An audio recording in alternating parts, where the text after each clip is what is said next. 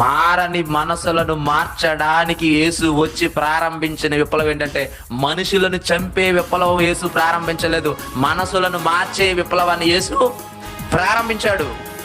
మనసులను మార్చే విప్లవాన్ని ప్రారంభించాడు యేసుక్రీస్తు వారు. మనసు గురించి మాట్లాడుతున్నాడు. మనసులను మార్చే విప్లవం, మనుషులు చంపే విప్లవం మనుషులు చేస్తే, యేసు వచ్చి మారని మనసులను మార్చడానికి ఆయన ప్రారంభించిన విప్లవం. ఎందుకు మారాలి మనసు? ఇదొక డౌట్ అండి. ఎందుకు మారాలి మనసు? మనసు మారాలా, శరీరం మారాలా? అందరూ ఏమనుకుంటున్నారు తెలుసా? దేహం మారాలనుకుంటున్నారు.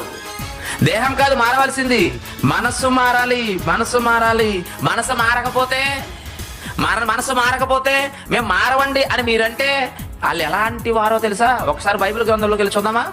నెహెమ్యా గ్రంథము 9వ అధ్యాయము 35వ వచనం. తాము తమ రాజ్య పరిపాలన కాలముందు నీ